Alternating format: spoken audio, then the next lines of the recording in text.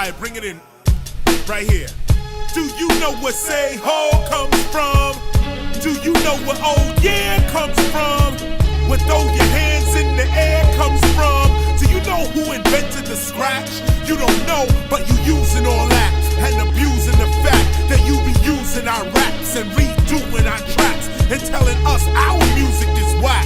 I would never treat those that came before me like that, cause if it wasn't for them, if it wasn't for the Keith Cowboy,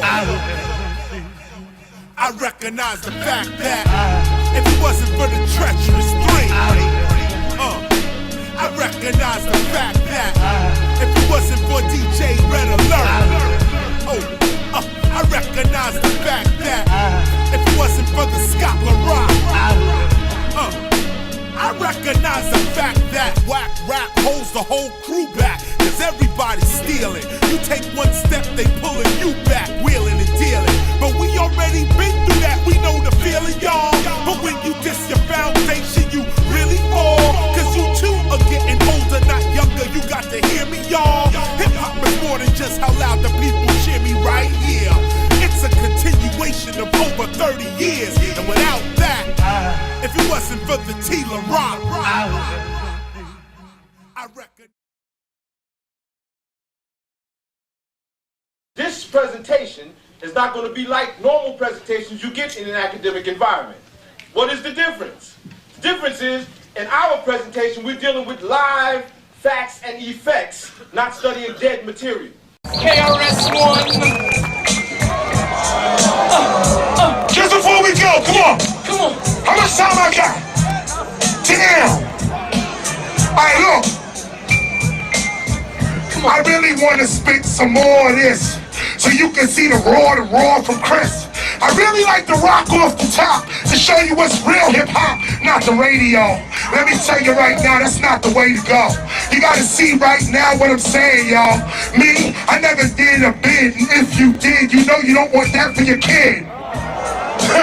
Let me tell you right now, I'm in defiance. Stop the violence. Welcome to another hip-hop study session. I am KRS-One. How many real hip-hoppers in the place right about now?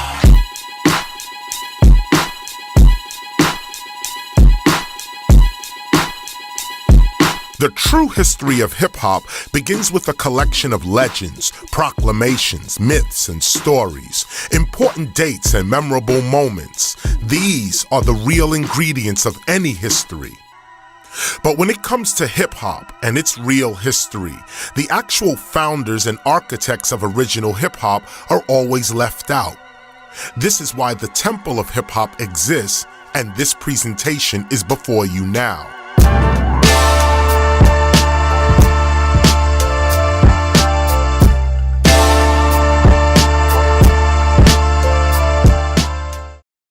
Everyone is entitled to their opinions and theories and experiences with hip-hop. But as authentic hip-hop scholars, you must have the facts. This presentation is all about the facts. The facts regarding hip-hop from out of the mouths of those that actually created hip-hop. Now people say you should make the record that sell. Some say make the record that rock the house well. I'm with that program up tempo the slow, that's why they gotta be real, because I know who I am. And inside of me, I could not see hurting all of my people for some M-O-N-E. Why should I have to stoop to that level? Kicking negativity and I'm a rebel to the devil. I can pump it like I am and kick it like a champ and get the pot of gold, 3 wishes and the lamb and come right back and roll with a sequel. Never seen a man have so much love for his people. But some black artists try their hardest to make a crossover jam, but the fans aren't the smartest, cause they be peeping it while the artists be creeping it. To the pop fans for the money and sleeping, but it's only but so many drinks you could try, till you drink all your water until your well runs dry. And there's nothing the matter with shattering racism, just be you and don't try to be him, cause it's too much knee bending, too much foot shuffling, too much booty kissing, love of selfishness and eating black people up just like cancer. I know all the symptoms, now here's some answers. Take care of your mental and physical health and spiritually learn to love yourself. And once you do that and see that it's true, learn to love the people who look like you.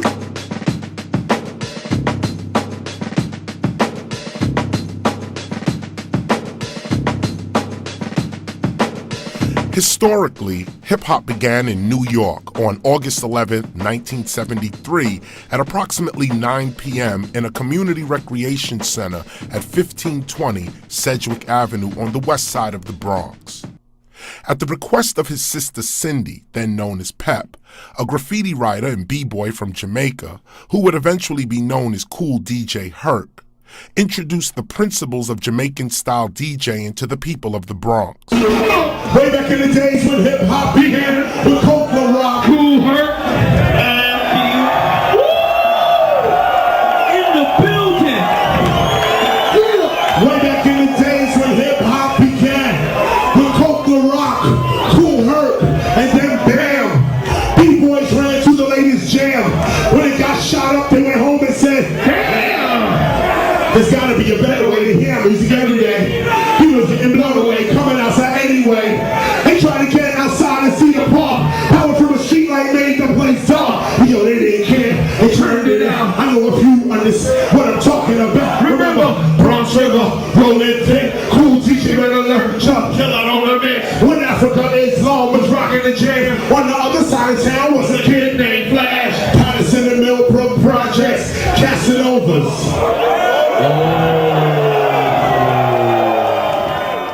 Hip-hop is a culture, it's a way of life, it's an awareness, it's how we think, how we move across in the world. Out of hip-hop comes rap music. In fact, out of hip-hop comes breaking, MCing, graffiti art, DJing, beatboxing, street fashion, street language, street knowledge, and street entrepreneurialism. Africa embodies the peace of unity and having fun. Originally, hip-hop began with 4 elements: breaking or breakdancing, MCing or rap, graffiti writing or graffiti art, DJing, cutting, mixing, scratching. It started there when we only perceived ourselves as a music genre, as an art form. But as we got older, we realized that that art form comes from somewhere, and we began to interpret our consciousness. Then we added on beatboxing, street fashion, street language, street knowledge, and street entrepreneurialism, because we realized that in order to live hip-hop, we were going to have to deal with the totality of who we are as a people. Hip-hop is a new nation. Hip-hop is a new civilization upon the earth.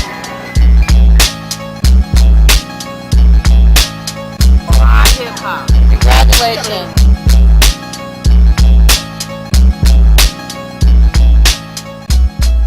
The Fugees was about to break up. Yo. I had a lie. I was like, yo, Chris, man, what you think we should do, man? He was like, yo, it's a test of your skills, man. Remember that? Yo, KRS-One and weighs a ton. Freak G son, and I'm a son of a gun. Black master of any trade under the sun. Talk like razor blades under the tongue. Clear up path and come. Get your captain hump. Trying to breathe like Chris. Collapse your lung, young chump. You can choke from the web I spun. I done cleared them out. The threat I brought. You done heard about what said I'm from, my nigga. Word about new rule of thumb. Y'all better bow down. Here the ruler come. I'm a legend in the hood, not a hoodlum. I thought, put it down, confusing some of y'all. What a keyboard gotta do with a drum and all. Schooling on stage like I'm doing a seminar. Rocking on a mic up in here with a women all. Me and Chris, and it goes like this. Black on a model Philly with the SP twist. Yeah, I'm saying in the place to the jungle and bass. Put your hands up. Get your hands up, check it out, y'all. Hip-hop is a new civilization because we've realized how to transcend the divisions in humanity. Race, ethnicity, class, religion. We figured out how to all come together. That's a civilization. We should never regard ourselves as just a music genre. Although that's powerful and positive, that's not all of who we are. We are a nation. We are a culture, a world culture. We are a civilization. Hip-hop's true history cannot be properly documented without an understanding of hip-hop's true origins. Who really knows what it is? and you start to realize who didn't know what it is, and then they try to make it cool to not know what it is. That's foul. That's self-destruction. Like if you say, "Oh, it's cool," I don't know who them niggas is. Nah, stupid that is in music. Like Bob Dylan's never gonna say he don't know Muddy Waters, he don't know B.B. King, he don't know Johnny or whatever. Yeah. He's gonna be like, well, I got the music because when you listen to Donny Hathaway album at the end, he's like, what are you gonna do, Donny Hathaway, after you finish this tour? Well, I'm gonna go back to school and study music.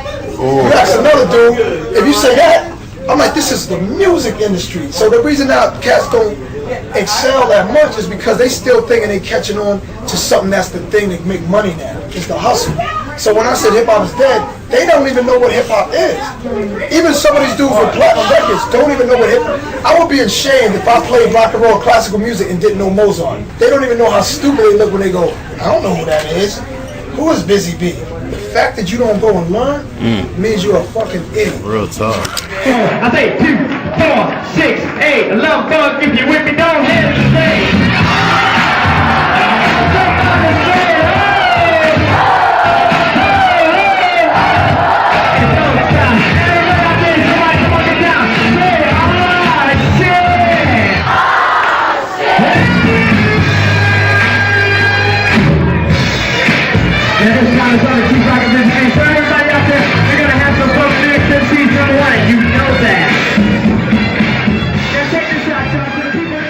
We're looking to have a presence where people know that there's a legitimate force out there that is ran by legitimate people about this culture. If you have questions about the culture and you want legitimate answers, not yo man, you know what I'm saying, but legitimate answers that you can go and print somewhere in a college journal about a culture, you need to come see the Temple of Hip Hop. We have certified specialists. Pee Wee Dance is a hip hop historian. He'll be here tonight. Hopefully we can get a little interview with him as well. Kool Herc, the father of hip hop, is our resident scholar as well. As rap music became more commercialized and mainstream, we began forming our unique body of hip-hop knowledge with hip-hop's actual founders in an effort to preserve such knowledge for future hip-hop scholars. For most people, the very term hip-hop scholar was seen as a contradiction, but these are some of the earliest images of hip-hop's actual founders teaching the origins of hip-hop in a legitimate learning environment, again, for the first time. Well, it started from myself. I was the first. Hip hop to me right now is like it's on the course of a relay. I was the first guy who started off with the baton. You know, I started off like that, and the origin, West Indian background. I was born in the West Indies. From Jamaica, Kingston, Jamaica. So it was an opportunity to go to London. My parents, migrated from Jamaica to the States or London. So she chose the United States, and that's where, as far as where hip hop could have started from. Could have started from the UK or Canada, but it started in New York on the West Side in the Bronx, and. But little did anybody know, myself know, it was going to have a form like this. It would have spread like a ripple in the river from state to state and from country to country. And before we know it, hip-hop is for culture. Listen, I tell you what I give. The mic is going off and on. Listen, kid. I used to sleep right on that bridge. See the people looking up there with their kids? See that shit there? That's called the Brooklyn Bridge over there.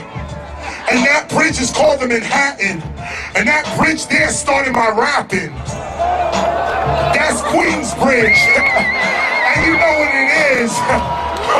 Let me take y'all back, all the way back. This is MC and not rap. And while I'm rapping for heaven, I ain't gonna say that about Hot 97. Now fuck it, let me continue to truck it. KRS-One trucks the bucket. Oh, let me come back. You right there, you recording all that? Let me talk to my kids in 2023 so they can really see an MC. That's your ancestors. Look at them. That's your ancestors. The true fans of hip hop and the true pioneers, and brothers that you came from, the whole genesis of the thing, you know. Because who the people that's organizing it right now are really like more or less the media and record company execs, you know. So therefore they're making it what they want it to be, and what they want it to be is what they know they can sell. As the years rolled on and rap music became more corporate, many of us refused to allow all of hip-hop to be commercialized. This made us and our work underground. Really, hip-hop has been existing for a long time on the underground level. Being underground in the 1990s simply meant standing for something. Hip-hop is what entrepreneurial spirits flourished during these times. And, you know, brothers used to come in and just buy the tapes as we was making them. We used to copy them as the parties was going on and sell them then. And then I played there for a year. After that, I started selling them on my own on the street corner. And they blew up.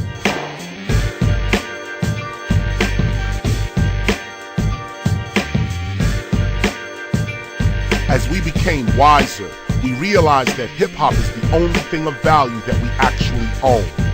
Collectively, hip-hop is actually ours. It is the only subject that we know to be actually true.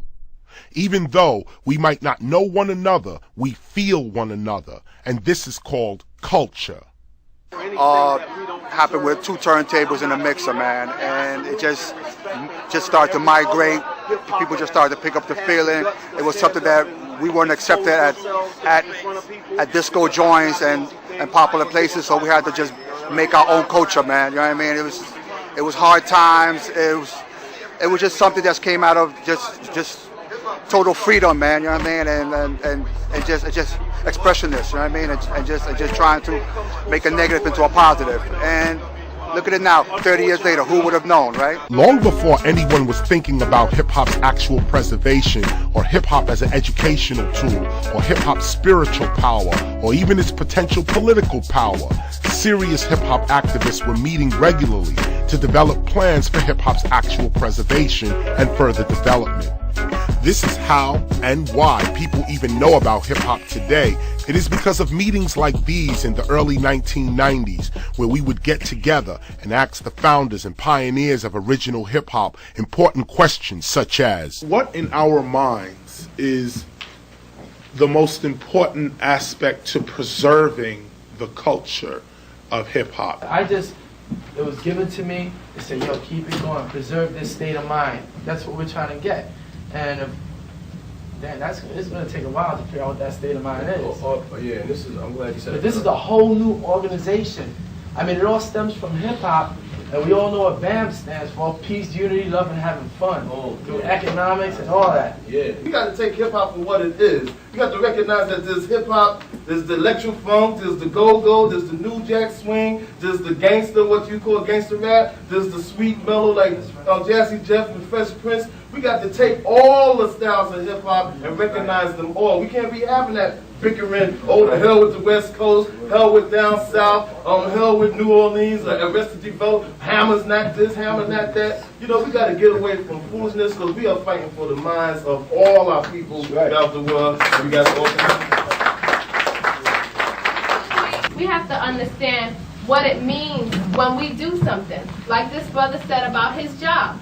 Now, if we're going to build, you know, what we're really doing is building a society, and part of society is what's wrong right now is we have no spirituality. So we have to bring spirituality back in effect. And once you have spirituality and you become strong within yourself, then you can define what is going to happen in your life. Preserving hip-hop, I mean, I believe, is getting people to find esteem in hip-hop. I've been teaching public schools for the last 4 years. And the one thing I noticed in teaching social studies is that the kids didn't see their immediate society as worth something studied.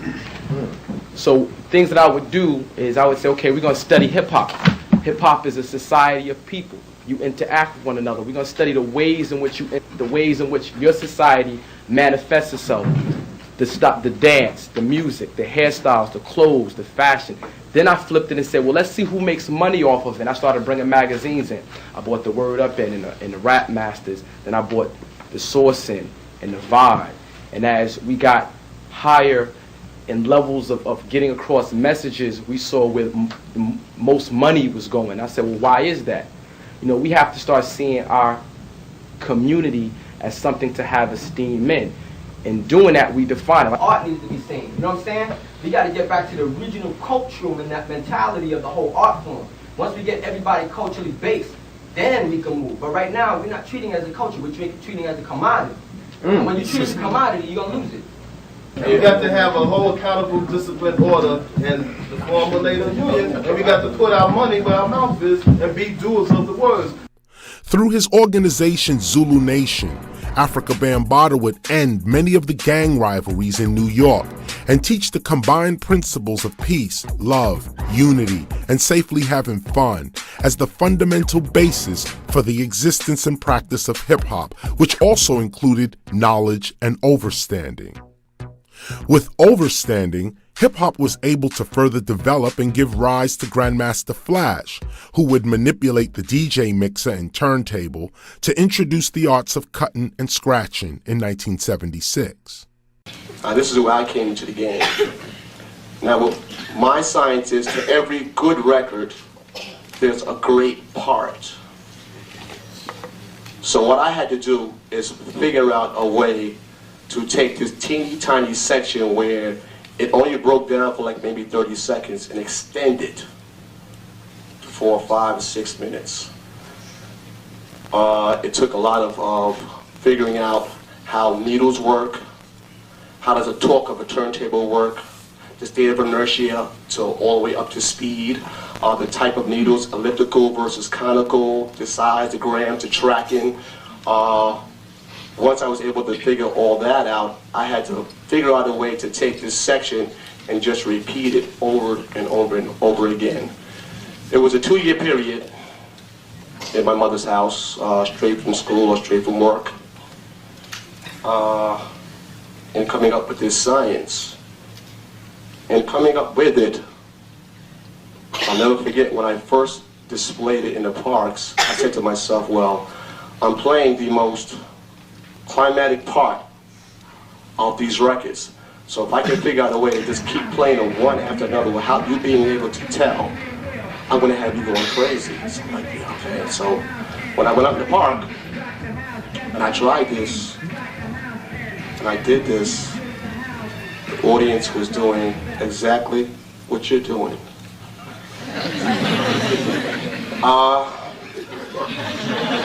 At that point in time, I felt quite discouraged. Let me tell you why. I'm saying to myself, I'm playing these passages of music. I'm going right to the meat of the sandwich. The break of this record to the break of this record on time, one after another. And nobody's going berserk. Nobody's going nuts. It's like no asses is wiggling. Any children in here? Hope not. Nobody's moving. To my dismay, I figured out that I needed some sort of vocal entertainment. God bless the dead Cowboy. I would have to say, my first MC, Cowboy, he probably was the one person who kept my spirits up. Because me doing this without the vocal entertainment, the MCing, I might have given up. I might have said, you know, I was hearing things like, what is this ridiculous fucking noise this guy's doing with these records? You know, I heard this record before, and why is it that he keeps going back to the same part over and over and over and over and over and over and over again? This guy, he's stupid, he's an idiot, he's like losing his mind, he's whatever. You know, once myself and Cowboy came up with a science, because he was like a ringmaster, or Simon Says type of person. He was able to get people to be occupied. He was like the guy that would just get people off of me, which is what I needed. And once that happened, it was on. From there, I started going into clubs, and I'll just end it here. When I go into a long story, I would go to the clubs and ask DJs, can I get on for 4 or 5 minutes? These jocks would be like, you know, the fuck out of here, you know. You're gonna scratch up the records. When in actuality, when you are queuing, you are scratching the record back anyway. The only difference is you just push it out to the people, so their ignorance was their problem. But it wasn't until I met a gentleman by the name of DJ Hollywood in Club 371. He let me get on. And then I went to a club called Disco Fever, and there was a fella by the name of Junebug. he let me on. So the other clubs, eventually, they had to let me on because people wanted to see that. And that's what my contribution to this game is. Thank you. When Lovebug Starsky, Chief Rock the Busy Bee, and others like Keith Cowboy from the Furious Five began to popularize the word hip-hop in the late 1970s, everyone knew what they were talking about. No one had to explain what hip-hop was because we were all it. The language, the clothing, the jewelry, the music, the art, the dances, all of it was us. It was who we were as a people. None of this needed to be explained. It was all felt. Hip-hop as a culture is a beautiful thing that was created from nothing. You know, it was like, we gonna give you nothing, and the ghetto just said, well, we're gonna appreciate what we can do. You know, we can dance, and we're gonna make them kids into heroes. You know, we can paint on the wall, and we're gonna make these kids into heroes. And we started to create our own stars. The media didn't accept us, but we made our own stars. You were like stars in the neighborhood. And the only other way to get a star in the neighborhood at that time was be in a gang. Be so negative that you became a star. But hip hop was like a positive way to be a star. You know, if you were the best breakdancer, you had fans. You know, even if it's only from your own projects. You know, if you were a good DJ, you had fans. You could say, hey, I'm gonna be in this one place, and people will come. All there is to see, I'm called to go back to the essence. It's a lot to learn, so I study my lessons. I thought the ghetto was the worst that could happen to me. I'm glad I listened when my father was rapping to me, cause back in the days they lived in caves, exiled from the original land of slavery. That is what I call hard town. I'd rather be here to exercise the mind, and not take the thought around the world twice. Now it's report back to knowledge of the sight. Across the desert that's hot as the Arabian. They couldn't cave me in, cause I'm the Asian. Need to pull a city to back and visit Medina. This is the next city, then I've seen her. My keeps traveling, I'll be back after I stop and think about the brothers and sisters in Africa. Return the Lord through the eye of a nigga for miles I thought, and I just couldn't believe. Under the dark skies, on the dark side, down over there, but right here is a park now. Now where's the time for us to react? Take a trip through the mind, when to get back. Understand the third eye, seen all of that. It ain't where you from. When hip-hop was being done for fun and popularity, young street poets began organizing themselves into DJ and MCing crews. One such crew, called the Cold Crush Brothers, were among the first to vocalize hip-hop's culture, introducing the art of MCing, and presented some of the first rap lyrics ever into hip-hop.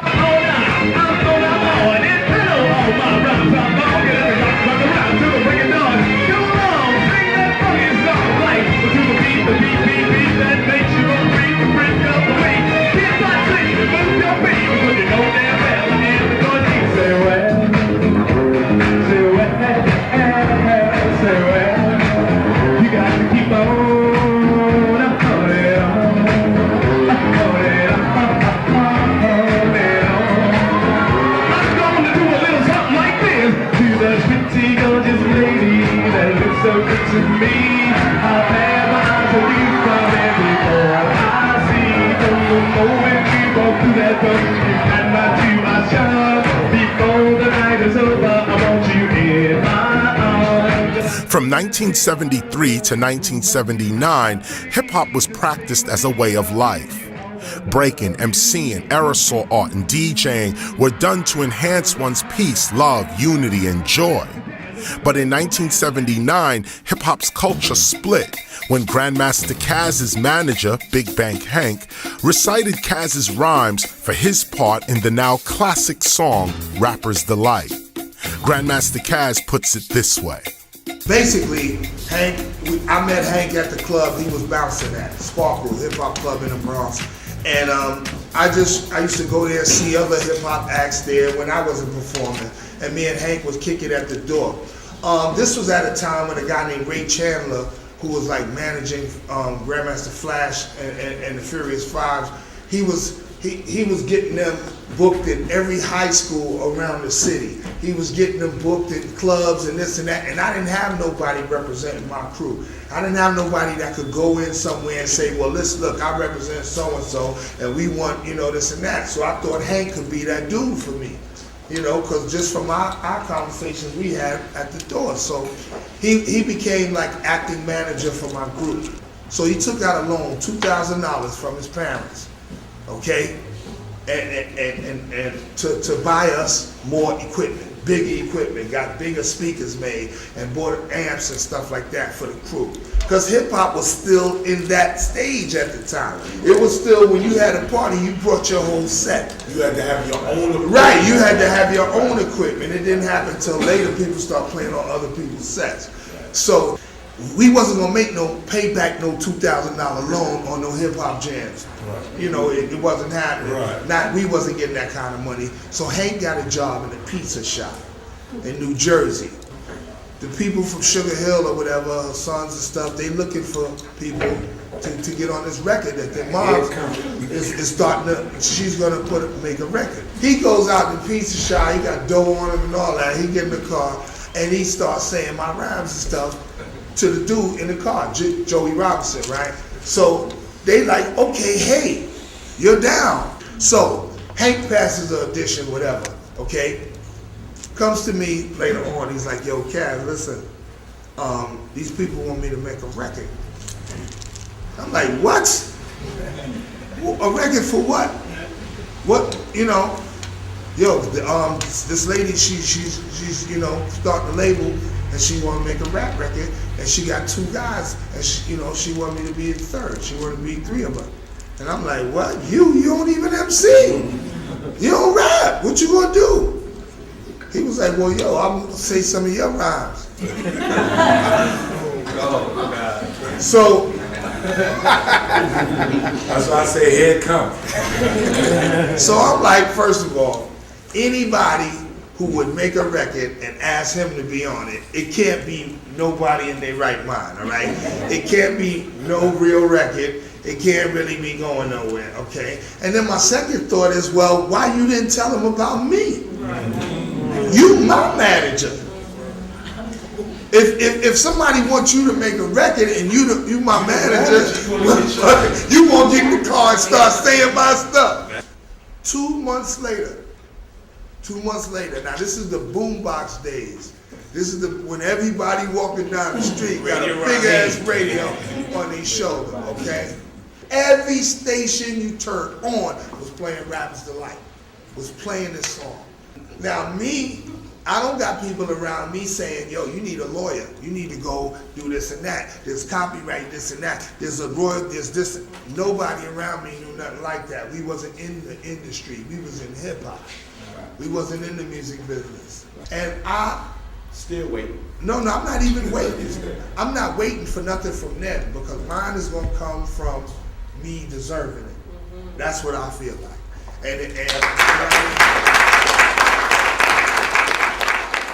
It was the very success of rap music that made anyone believe that they too could be a rapper, a breaker, a graffiti writer, or a DJ simply by hearing or looking at what hip-hop's original architects were doing and mimicking them. And another thing about it is you could study hip-hop right now and still meet the people who made history. All these people aren't dead. You can meet philosophers like Nas. You can meet philosophers like KRS-One. You can talk to Ice Cube. We're still walking around and breathing.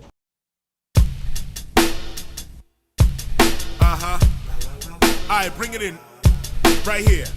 Do you know where Say Ho comes from? Do you know where Oh Yeah comes from?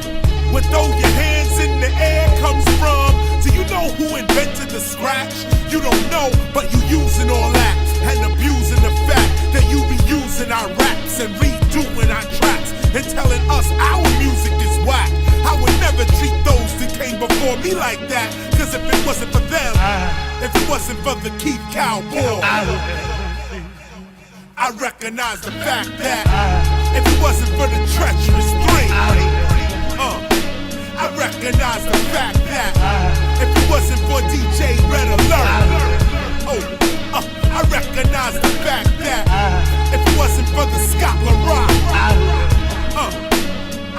recognize the fact that whack rap holds the whole crew back. Cause everybody's stealing. You take one step, they pulling you back, wheeling and dealing. But we already